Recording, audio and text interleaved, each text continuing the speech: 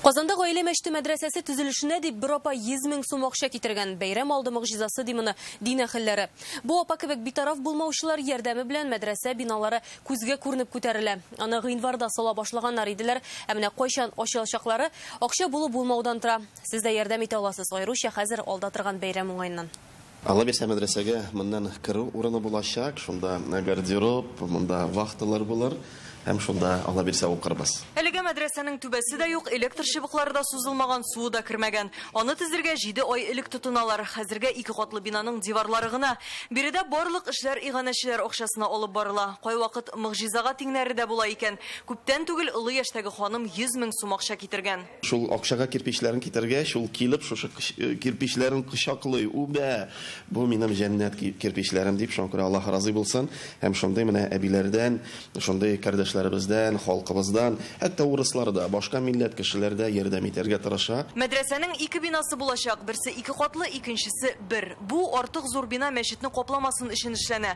Хатын-кызлар ир-атлардан аерым белем алачак. Ел саен мәчеттә 400-гә якын шәкерт укый. Аларны хәтта эш сменага бүләргә туры килгән. Әлегә мин мәчеттә шуңа күрә башында яулык моңарчы ислам дине буенча дәресләр мәчетнең подвалында уза. Менә әлегә җыелып куйган парталар, такта. Бер елымында 20-дән артык кеше сыймый, ә инде мәдрәсә төзелеп беткәч, аларның саны берничә тапкырга артачак. Хәзер шу баскычларны җыеп бетереп, өстәге кладкаларны куеп бетерәсе икенче этажда.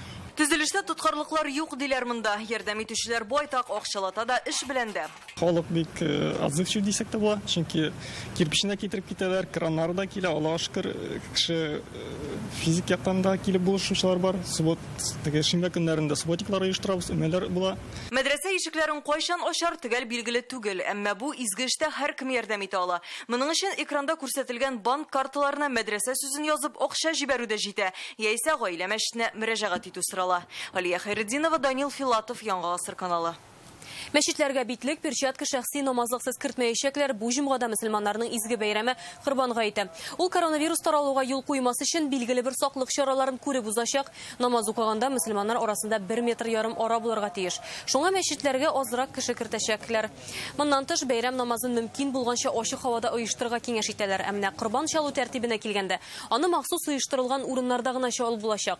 Казанда шундый 15 мәйдан әзерләнә, районнарда да шулай. Алар барысы да санитар таләпләргә туры китереп ясалган.